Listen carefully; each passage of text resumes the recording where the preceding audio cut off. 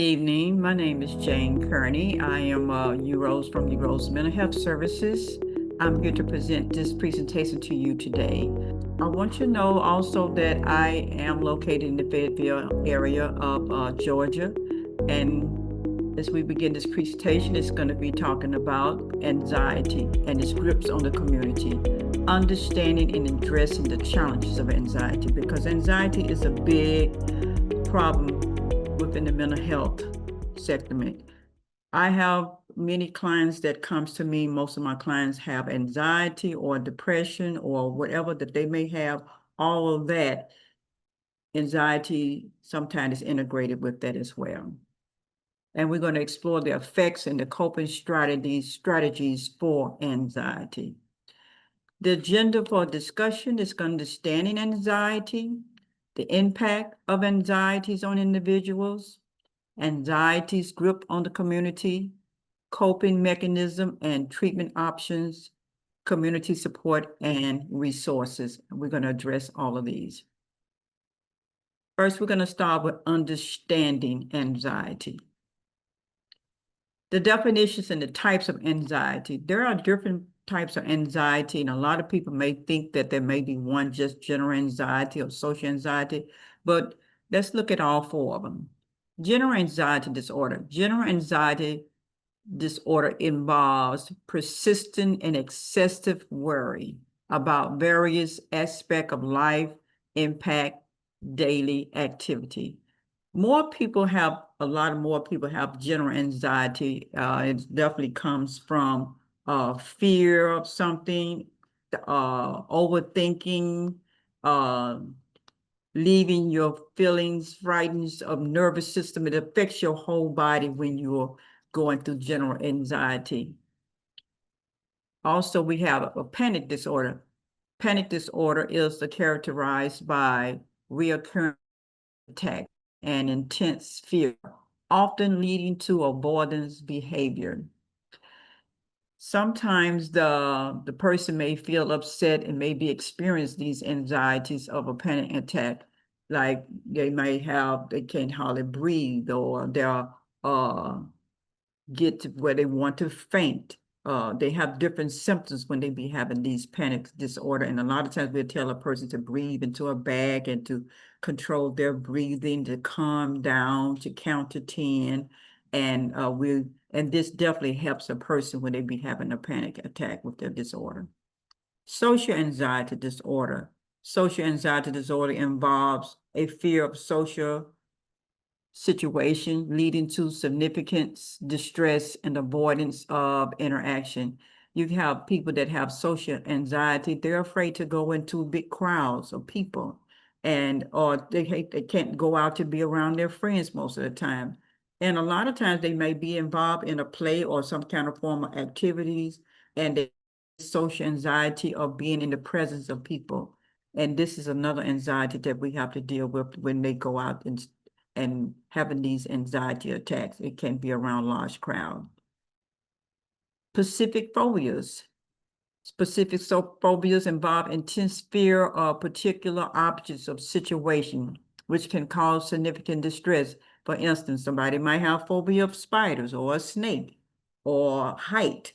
For me, it's height and being out in an environment. The height just causes me to have an anxiety, cause my hands to sweat, cause me to have palpitations with my heart, and having this type of anxiety that I have to learn how to breathe and control my anxiety when it comes to having a panic anxiety attack. Cause and risk factors from anxiety. Anxiety have a genetic components, with family history playing a significant roles in the likelihood of the anxiety disorder. Some researchers indicates that someone with a first degree relative diagnosed with anxiety can be 3 times more likely to be diagnosed with anxiety in their lifetime compared to the general populations. And there's another one, brain chemicals. Brain chemistry, including neurotransmitters, can influence anxiety, leading and contributing to anxiety disorder. Many people need clarification about their cause. They feel they don't have a reason to feel that way. Some people lack substance in the brain called neurotransmitters could contribute to anxiety. Life events. Significant life events such as a trauma or loss can trigger or exuberate anxiety symptoms in individuals. Somebody may have an accident, for instance, and they have a car accident, and now when I have a friend that had an accident, truck driver, 18-wheeler truck ran her off the road. Now she's afraid to drive on the freeway because it triggers that memory, triggers that thought of that fear of being hit again by an 18-wheeler. Now she will not drive on the expressway anymore because of the fact of that incident that happened. It causes a trauma. And so we know that we have having these different traumas of events causes anxiety. And so we said trauma, we see PTSD. So we know that with having some form of PTSD causes the anxiety to be triggered. And maybe OCD may have causes somebody to have a trigger of an event of the house or things are out of order and not in the right place that they like to be. And so we just have to look at all of these different significance that causes anxiety to be triggered, because a lot of people don't really think that anxiety can exist with all of these different triggers that comes about. Chronic stress from various sources can increase vulnerability to anxiety disorder, affecting overall mental health. And being in different environments. And environment factors includes any stressful life events or situations, for example, death, we talked about trauma, or natural disaster, getting sick, abuse, or even pollution. People get anxiety going into a hotel room thinking that the sheets are not clean. It just can be different forms of trigger that we can definitely get. Most of my clients or individuals can get from having anxiety. And diagnosis. Common symptoms. Anxiety symptoms can include restlessness, fatigue, difficulties concentrating, and sleeping disturbance. Recognizing these symptoms is essential for effective management, because if you can recognize that you can't sleep and it's bothering you and it affects your whole body when you're not sleeping, having a good sleep pattern. Not only having a good sleep pattern, a good eating pattern as well can cause someone to have some of the symptoms that one may have when they have anxiety. Impact on daily life. Symptoms of anxieties can significantly impact daily activities and overall well-being, affecting performance and relationship.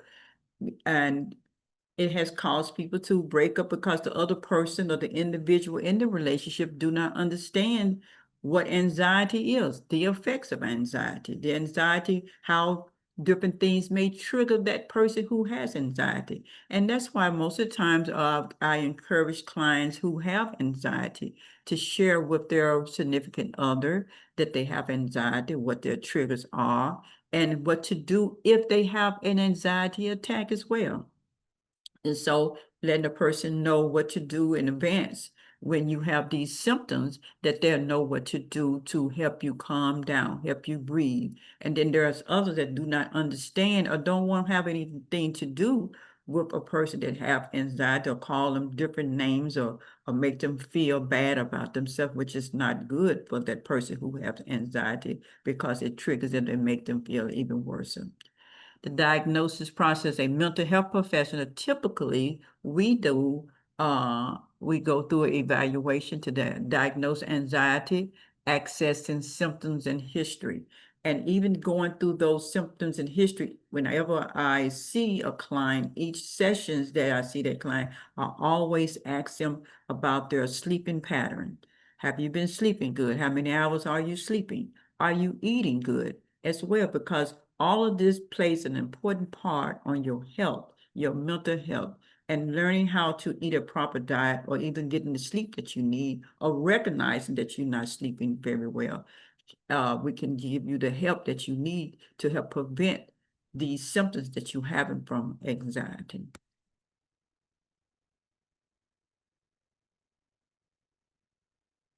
Impact of anxieties on individuals.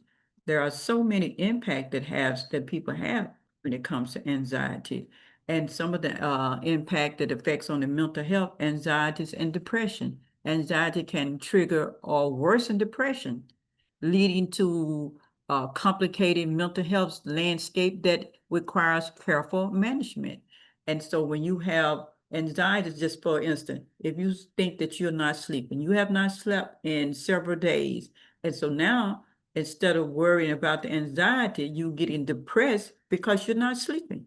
So it's just now it go hand in hand. You got anxiety because you're not sleeping. Now you get into correlate with the anxiety with depression and having that depression. So now you got two symptoms there, anxiety disorder and depression disorder as well. And when you can't sleep well, you worried about the sleeping, which is the anxiety, and now you're depressed because you cannot sleep and you going to the doctor trying to figure out why you're not sleeping.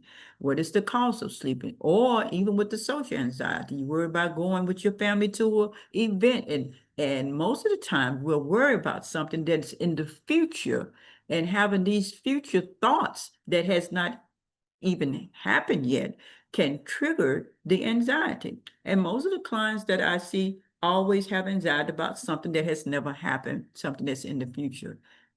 And also we have a substance abuse connection. Individual with anxiety may turn to substance as a coping mechanism, which can lead to further mental health issues, including addiction. And we see clients who self-medicate. They don't want to take the medication because they feel that the medication that is prescribed for anxiety may get them addicted or may have some form of side effects. So they choose to use alcohol or some marijuana or even pills. They use different things to medicate themselves to make them sleep, to make them just calm down. And but at the end of the day, after they finish taking all whatever the substance that they did of their choice, they still have a problem of anxiety. And so we have to monitor the behavior when it comes to anxiety. What are you doing to treat anxiety? Are you on any drugs? Are you self-medicating? And so we have to let them know and allow them to see what the drug connection that is affecting them with the anxiety, which may even make it worsen. Recovery challenges. The interplay between anxiety, depression, and substance abuse creates barriers to recover and highlight the importance of integrated treatment. And so, like I said a while ago, when you have anxiety, depression, and then you're using a substance to cover up the anxiety or to overcome the different triggers that you may have that has something to do with the anxiety. And a lot of time, most of the time that people who have anxiety, they have these different triggers. And so we have to give them the tools that they need to overcome the anxiety that they have instead of using the substance that they turn to. Because most time it's the negative thinking patterns over time leads to anxiety. Experts have identified several cognitive distortion patterns that can cause anxiety.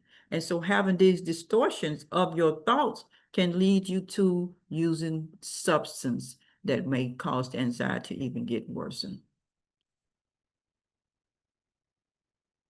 Physical health consequences.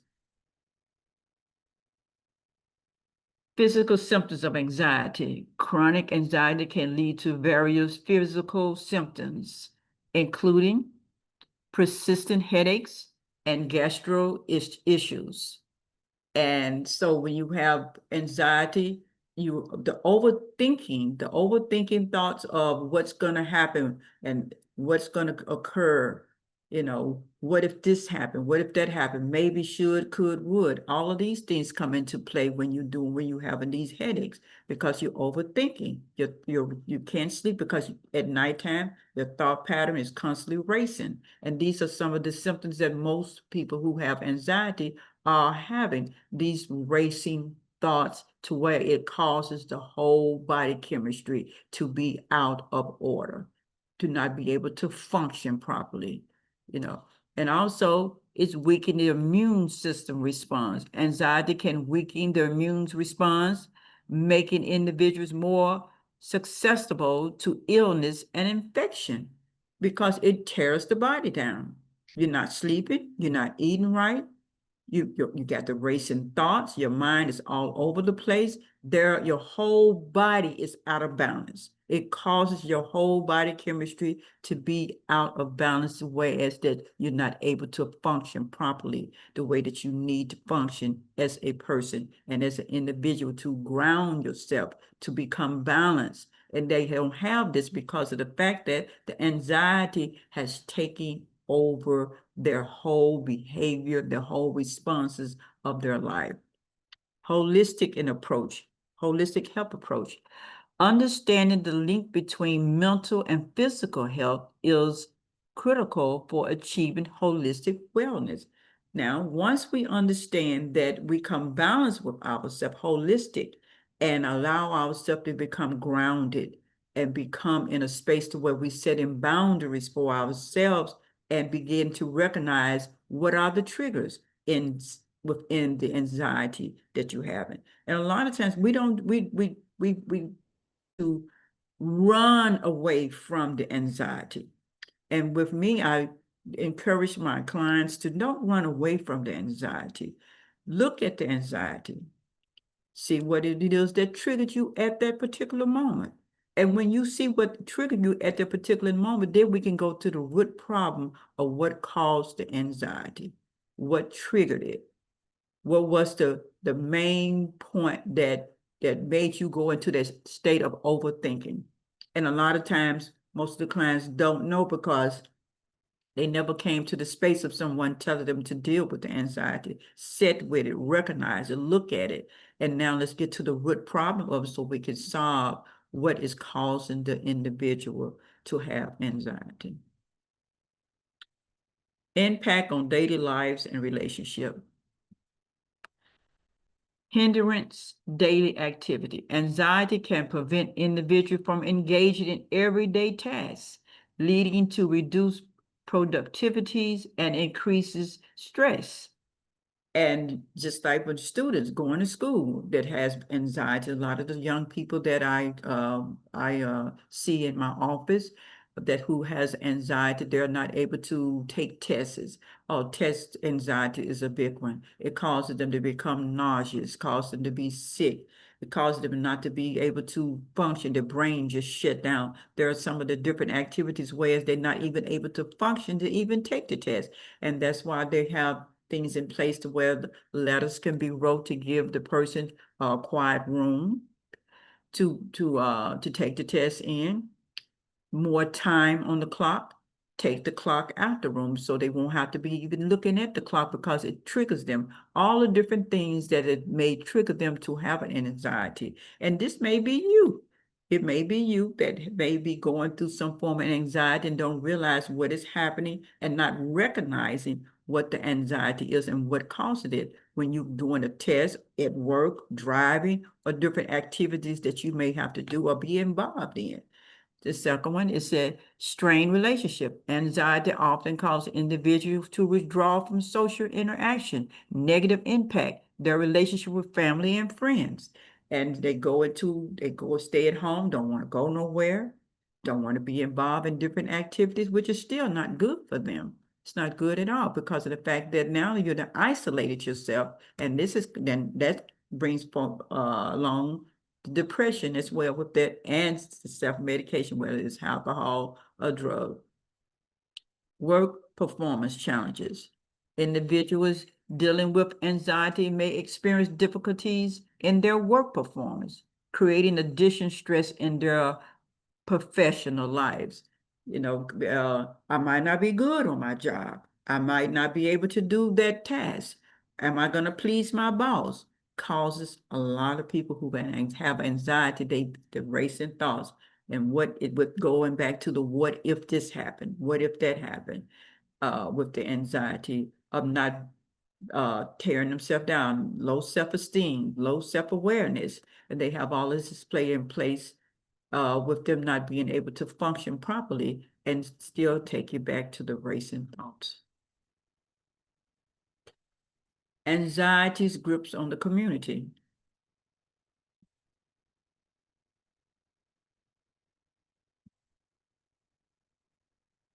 Common mental health condition, anxiety disorder ranks among the most prevalent mental health condition affecting millions global each year. Awareness and action. Understanding statistics about anxiety can help promote awareness and encourage effective action to support mental health. There are so many people who have anxiety, and we sometimes don't know what it is. And a lot of people who do not know about the anxiety disorder just count it as being nothing, and sometimes do not take the person serious who is having anxiety or have an anxiety disorder, do not know how to even to address the person who have anxiety because they never heard of it. They never heard of the symptoms. They never heard of uh of what to do about anxiety or how a person behave when they have anxiety. And sometimes we all of us have had some form of anxiety or a panic attack in our lives. Social and economical cause. Healthcare costs. Anxiety contributes significant to healthcare expenditure, impacts both individual and the healthcare system as a whole. Lost productivity. The presence of anxiety in the workforce leads to a measurable decline in productivity, affect overall economic performance. Increased disability claims. Raising anxiety level results in increasing disability claims, placing additional burdens on the social system and insurance because of the fact that you have so many people that who have anxiety. It affects with the claims of disability because we have so many people calling the office who wants to get a letter from Social Security filing a disability claim because now they have anxiety and they're not able to really function. And so even on the jobs having the anxiety, they're not able to perform to the best of their abilities of doing their work or giving a good performance and being the great employee that they desire. It's not that they can't do the work, but when something may happen, something simple may happen on the job, or somebody may say, okay, I like this person on the job, and this person is not speaking to me, or this person is not giving me an attention. Now, all of a sudden, this person is triggered by anxiety about what did I do wrong? Did I say something wrong? Did I do something to her? And just all of these thoughts begin to race in their head because of the fact that now they have no control of their energy or their emotions because the anxiety has kicked in and the racing thought to say that they're not good enough or I did something wrong or I'm not doing the right thing. And so they have to take off of work now because of the fact that they're having these anxiety. And not only that, they go back to work. They still have to see this individual person who they may be interested in at work. And this is just some of the things, with relationship part when it comes to anxiety. It does happen. Am I good enough? Do I know how to please my mate? The stigma and the community perception. So there are different stigmas here that we may see. Oh, sorry about that. Go back. The impact of stigmas. Stigmas can create barriers for individuals seeking mental health support, leading to isolation and reluctant to engage with services. Now, with the stigma of mental health, you have so many people who do have anxiety will not go and get the help because of the stigma. Don't want to be labeled that I'm going to a therapist or I got a mental health disorder to get the help that they need. And I truly, truly encourage those who do have anxiety, if you need help, get it. Go get some counseling. It's not going to hurt or get some form of medication to get you balanced. If you need to start on a low dose, start. But I recommend that we go to therapy first. I'm not a big pusher of the medication, but I will say go get therapy. It helps, and they give you the tools that you need to overcome the anxiety that you may experience, whether it's a social anxiety, whether it's phobia, whether it's general anxiety. So these different anxiety that you may have, there are tools that you can be provided with to help overcome the stigma and of not going to therapy. Community support. Building a supportive community is vital for encouraging open discussion about mental health and reducing the stigma. You know, so maybe somebody in your family, maybe friends, maybe at a school, maybe on your job, you can get the information that you need to overcome the stigma about going to get help for anxiety. There are all many support systems out there that is available for individuals who needs um, therapy. Changing perception. Transforming communities' perceptions about mental health can lead to greater understanding and acceptance, promoting help seeking behavior. And so if we have these changing your perceptions about how you see mental health and the stigma that goes along with it, that to get help. And when you change your perception about, okay, then I'm going to put this forth for me. It doesn't matter about what the other person think or what they feel. It's about I want to make a change in my life. I want to get better. And so getting the information, the proper information that you need about mental health would definitely take you to a whole new way of thinking, a new way of thinking about yourself, getting help, evolving, expanding your consciousness, your awareness of what you need to overcome your anxiety or any mental disorder that you may have or know of a family member may have and overcoming these stigmas and going forth. And I recommend or I commend those who reach out for the help that they may need to get some help for mental health. And I'm not just saying this because I'm a therapist. Coping mechanism and treatments and options. Self-care and lifestyle changes, regular exercise, engaging in regular physical activities can reduce anxiety and enhance mental health by releasing endorphin and improving the mood. So going for a walk, get outdoors, get in the sun, allow the sun to hit you. I ground a lot. I go outdoors, I take my shoes off and I ground. I encourage the clients to change their environment, come out of the house, go outdoors in the sun, stay out there for a while, walk, meditate. Just being outdoors would change the whole energy and the environment and the frequencies that you're in. It causes you to shift the energy because sometimes when we're in your room, it may be dark, it may be depressing, but getting outdoors, sit on the porch, it doesn't matter. Just go outdoors, keep moving, keep being active would help you definitely overcome your anxiety. And it would challenge you to say, okay, then I'm having this anxiety today. For example, I was driving and just moved here to Georgia. The traffic is horrible going into Atlanta. And it was that I come from a small little town in Tennessee and not having all that traffic. So going into the traffic and driving toward the expressway, I began to have anxiety. I'm like, okay, then why am I having an anxiety attack? Now I'm asking myself the why. Why am I having an anxiety attack?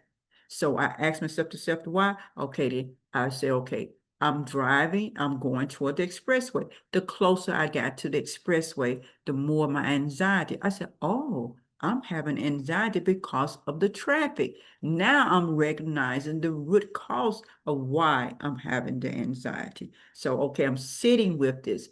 I know how to drive. I began to do self-talk. I know how to drive. So get in, and if I don't drive, it means I can't go nowhere. Now I like to go. So I got on the expressway. It's just, I talked to myself, just stay in your lane. You don't have, and you know how to drive, just stay focused. And so now when I get ready to go somewhere, I don't have the anxiety anymore because I recognize the root cause of why I was having that anxiety attack because of the traffic. And I know how to drive.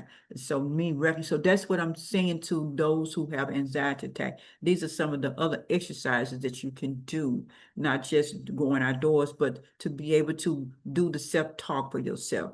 And so we talked earlier about healthy eating, maintaining a balanced diet contributes to better mental health and can play a role in managing anxiety symptoms effectively. Because a lot of times people go all day and don't eat and don't realize you haven't ate.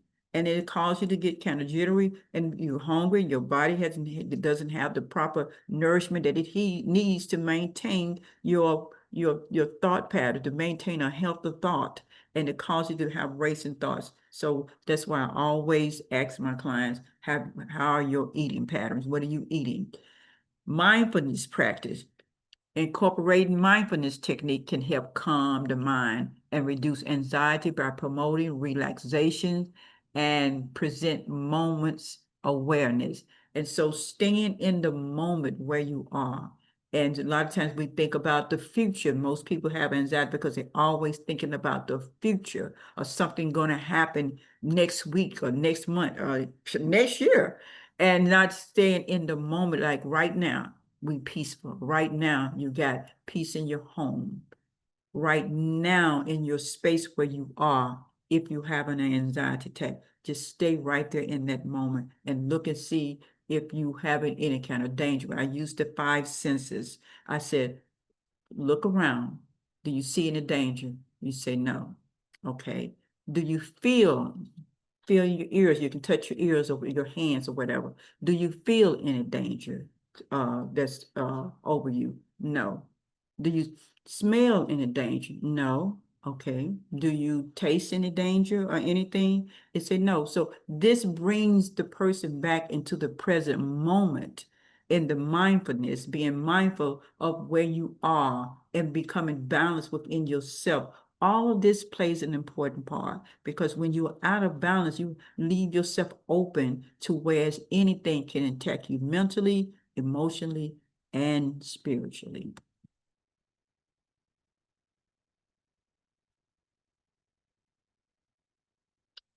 Therapists and counseling.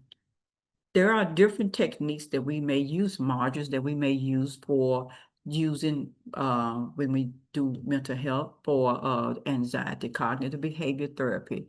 Cognitive behavior therapy effectively treats anxiety by helping individuals identify and change negative thought pattern. And this is the main one that I usually use when I'm doing my therapy sessions, cognitive behavior therapy, because I'm changing the way that you think. If you change the way you think, it changes the behavior.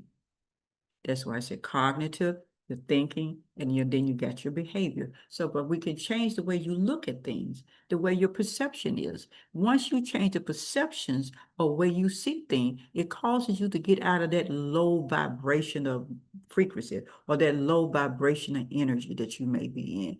And then once you get a new perception of of your life, how you want your life to go, how you want to address certain things, and you looking at the different anxiety or triggers that may cause anxiety. The triggers is what we want to look at that causes the anxiety.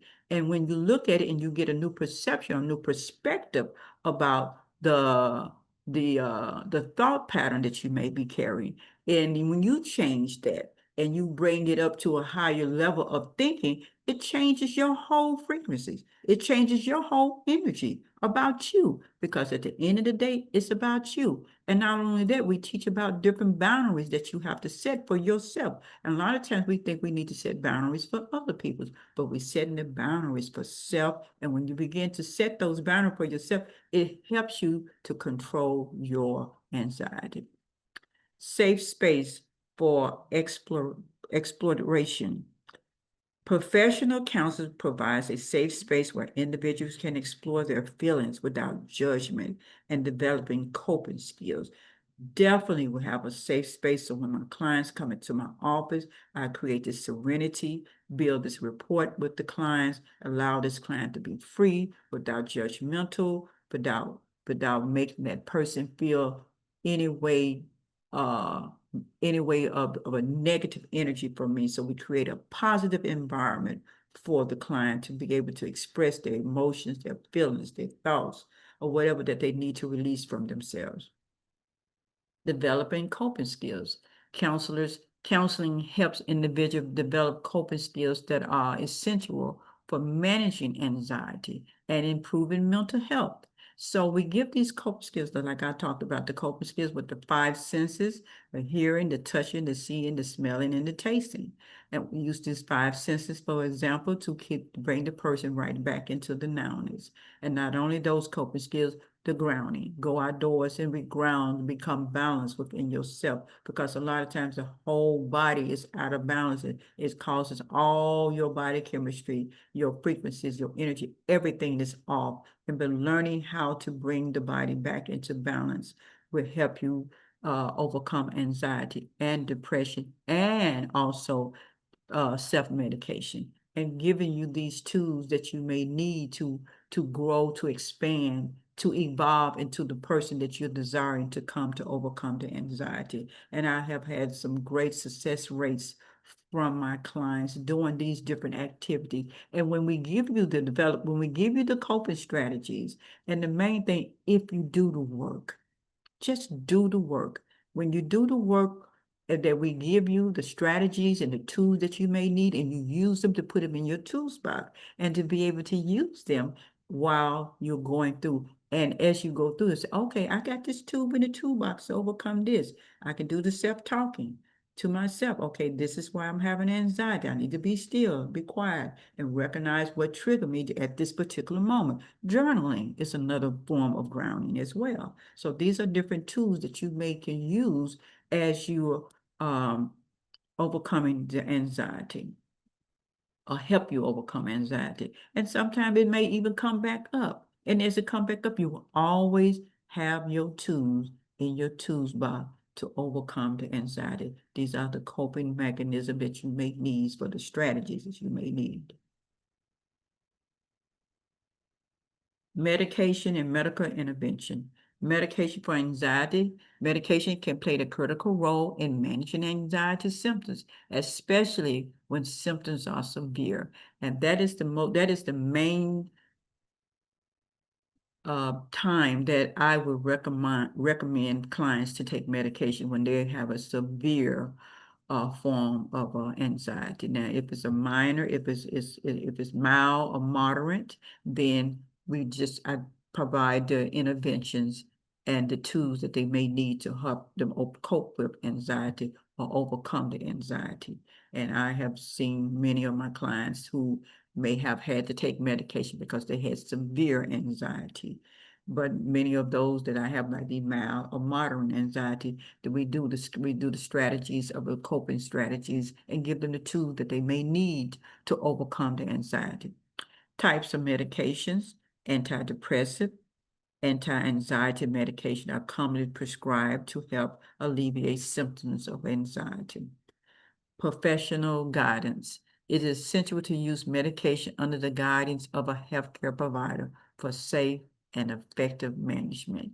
So if you get medication, instead of doing self-medication, I prefer you to go to a doctor. Your primary care doctor can provide medication for you, or you can go to a psychiatrist. They can provide medication for you as well, to help you overcome. And they will do evaluation on you to see what medication may work. And sometimes the medication that you may be receiving may be too much. You go back and they would take it, and they would lower the doses of the medication to ways that you would be able to get something that really works for you. And so don't just take the medication. If it doesn't work for you, you have a bad side effect, please go back to the doctor and let them know that you're having some form of reaction to the medication that's not agreeing with you. Communities, community support and resources.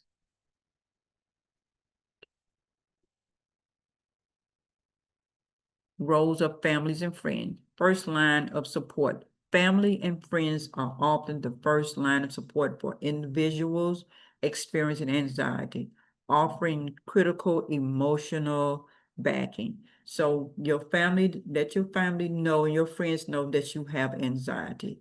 When even the teachers at your job, sometimes you have to let them know as well. And when they know that you have anxiety and you have an anxiety attack, especially if it's severe, they'll know what to do because you have told them, you have given them the information that they need to help you to overcome your anxiety attack because anxiety is very serious, and especially if it's critical and not able to breathe, not able to function, not able to participate in different things. And so it's really good to have your family and friends and coworkers involved in your experience of anxiety.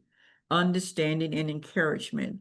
The understanding and encouragement from loved ones can greatly influence an individual's recovery and coping mechanism. And so when you know that you have your family, friends, co-workers, or others that be around that you know that they know that you have anxiety and having that encouragement and they're there to support you, it really helps a lot because they understand. And you don't want to feel misunderstood because being misunderstood as the person who have anxiety makes the anxiety worse because now they got the thought, well, don't nobody understand me. They don't get me. They criticize me. They make me feel this way. And so now you got another problem going on there. Another, those are called triggers. You got other triggers that's going on that causes that person who has anxiety to feel that they're not understood. And so it causes them to be triggered to have anxiety because now they're thinking that nobody understand them. Because it's a lot to do with thoughts, your thought patterns. Community programs and initiatives, mental health awareness campaigns. Mental health awareness campaign educate the community, reducing stigmas and promote understanding of mental health issues. Mental health is a big problem that we have here in the United States, especially during these times that we are in. It has been increased. It has affected many peoples, many cultures, many races of people. It does not have a color or race or anything to do with it. It is affecting thousands of people. And so taking away the stigma and giving people's the support that they may need to go forward and get help if they need it and not be judgmental, but to encourage and to build them up and to motivate them and to love them right there where they are. Support groups provides a safe space for individuals to share experiences and find solidarity with others facing similar challenges. And so having you a support group in place to ways that you can go and talk to these group of people that may be experience the same thing, or they may have a different form of anxiety, but it all stems from the same basic thing, racing thoughts. You still got the same, most of them still got the same symptoms there. You know, it might be a different kind of anxiety, but you still have the symptoms there. Resources accessibilities, community programs enhance access to essential resources, including counseling, workshop, and educational material for mental health.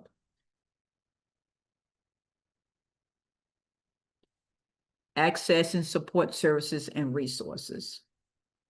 Local clinics provide accessible mental health services, offering in-person consultation and a supportive environment for individuals seeking help. We got the hotlines and support lines that one can call if someone is having a crisis with anxiety, they're not able to control it, especially if it's severely. And you call the hotline, offer immediate support and guidance for individuals in crisis, providing a confidential space to talk and receive assistance.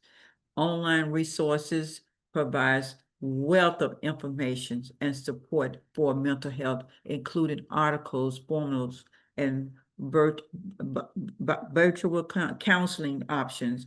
And so with me at UROS Mental Health Services, I do the virtual counseling session and I do in-person sessions with the clients that comes in for anxiety, depression, or whatever disorder that they may have at the particular time that I may provide for.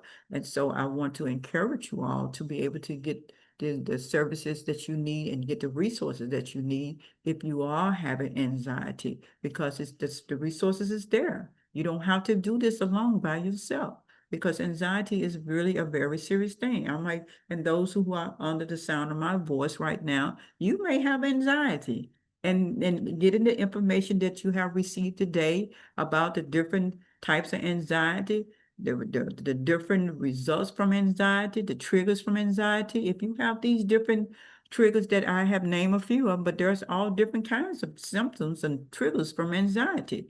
And if you have it, get some help. I encourage you to get help. If you don't come to URO's Mental Health Services, to me, Miss Jane Kearney, then go to someone. Go to your primary care doctor. Maybe they can prescribe somebody to you to get the help that you need for anxiety, because it is real. And a lot of people do not know how to cope with the anxiety.